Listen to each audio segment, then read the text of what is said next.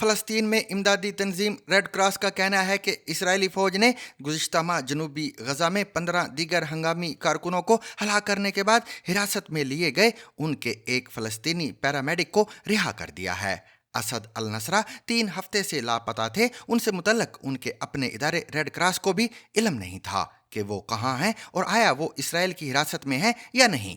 اطلاعات کے مطابق وہ ان 10 قیدیوں میں سے ایک تھے جنہیں منگل کے روز غزہ کے ساتھ اسرائیلی سرحدی راہداری پر رہا کیا گیا۔ اسرائیلی فوج کی جانب سے اس معاملے پر کوئی تبصرہ ابھی نہیں کیا گیا ہے، تاہم ان کی جانب سے اس بات کی تصدیق ضرور کی گئی تھی کہ وہ حملے سے متعلق تحقیقات کے لیے ہونے والی ایک بریفنگ کے دوران اسد النصرہ کو حراست میں لیا گیا اور اس عمل میں کئی پیشہ ورانہ ناکامیوں کی نشاندہی کی گئی تھی۔ فلسطین میں امدادی تنظیم ریڈ کراس نے اسرائیلی حکام کی جانب سے پیش کی جانے والی اس توجیہ کی مذمت کرتے ہوئے اسے جنگی جرائم کے ارتکاب کے بعد جواز پیش کرنے کی ناکام کوشش قرار دیا۔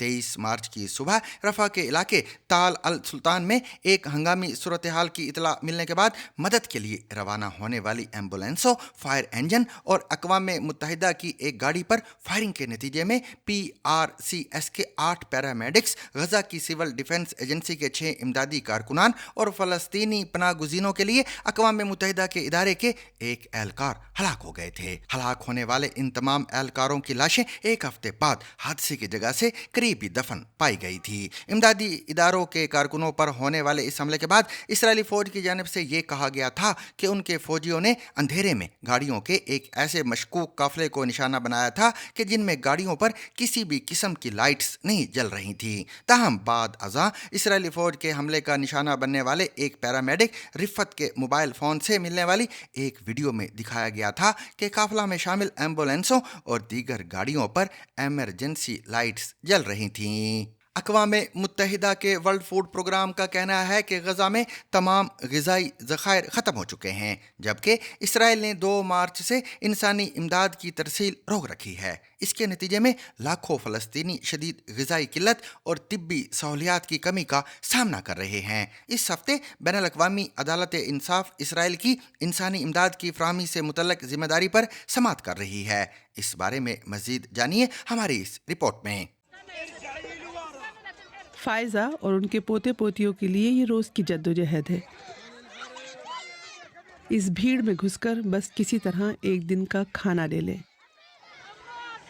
اس پلاسٹک کے ڈبے میں جو پاستا ہے اسے فائزہ اور ان کے شوہر کے علاوہ ان کے 4 بیٹے اور بیٹوں کا خاندان کھائے گا۔ اقوام متحدہ نے متنبع کیا ہے کہ غزہ میں لوگ بھوک سے بدحال ہیں۔ گزشتہ 8 ہفتوں سے امداد رکی ہوئی ہے۔ ہمارے پاس کھانے کو کچھ نہیں ہے، آٹا بھی نہیں ہے۔ ہم یہ برتن لے کر سوپ کچن جاتے ہیں کہ دیکھیں ہمیں کیا ملتا ہے۔ آج کچھ زیادہ نہیں ملا۔ صرف چھوٹے بچے ہی نہیں، بڑے بھی کمزور ہو گئے ہیں، ان کی صحت خراب ہو رہی ہے۔ بات صرف بھوک کی نہیں ہے، بھوک کے ساتھ خوف بھی ہے۔ میرے پوتے پوتیاں مجھ سے لپٹ کر روتے ہیں، میں ان کے لیے کچھ بھی نہیں کر سکتی۔ جنگ بندی کا معاہدہ ختم ہونے کے بعد 2 مارچ سے اسرائیل نے امداد پر مکمل پابندی لگا رکھی ہے اور مسلسل غزہ کی بمباری جاری ہے۔ اسرائیل کا کہنا ہے کہ وہ حماس پر اسرائیلی یرغمالیوں کو رہا کرنے کے لیے دباؤ بنانے کے لیے ایسا کر رہا ہے۔ اقوام متحدہ کے دی ورلڈ فوڈ پروگرام کا کہنا ہے کہ غزہ میں گزشتہ ہفتے ہی کھانے کا اس کا سارا اسٹاک ختم ہو گیا ہے۔ حنان رابن اپنا یہ عارضی چولہا جلانے کے لیے کارڈ بورڈ اور پلاسٹک کا استعمال کر رہی ہیں۔ میں اپنے بچوں کے ساتھ ایک چھوٹی سی ٹینٹ میں رہتی ہوں۔ ہم سردی میں جم جاتے ہیں۔ بچے پینے کے پانی کو ترستے ہیں۔ ہمیں 3 دن میں 1 بار پینے کا پانی ملتا ہے۔ میرے بچے بھوکے سو جاتے ہیں۔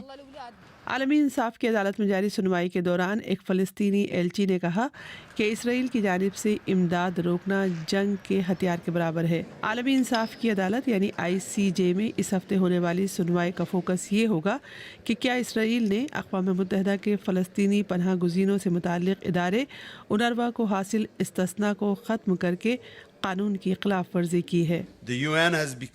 اقوام متحدہ ایک ناکارہ، اسرائیل مخالف اور یہود مخالف ادارہ بن چکا ہے۔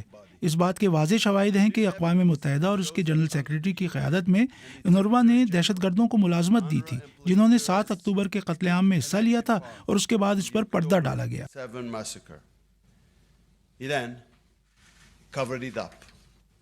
انیس جنوری کو جنگ بندی کے معاہدے کے بعد غزہ میں داخل ہونے والی امداد میں قدر اضافہ ہوا تھا۔ روزانہ 600 ٹرک تک پہنچ رہے تھے، لیکن 2 مارچ کے بعد سے امداد پر مکمل پابندی ہے، اور یہاں ہم صرف کھانے کی بات نہیں کر رہے ہیں، ادویات کی بھی شارٹیج ہے۔ ہسپتالوں اور کلینکس میں سب کچھ ہے، لیکن وہ مستقل بمباری سے تباہ ہو چکے ہیں، اور جو ہسپتال بچے ہیں وہ زخمیوں اور ہلاک ہونے والوں سے بھرے ہوئے ہیں۔ فائزہ اور اس کے خاندان کو صرف ایک وقت کا کھانا میسر ہے، اور امداد رکنے کے بعد یہ بھی مشکل لگتا ہے۔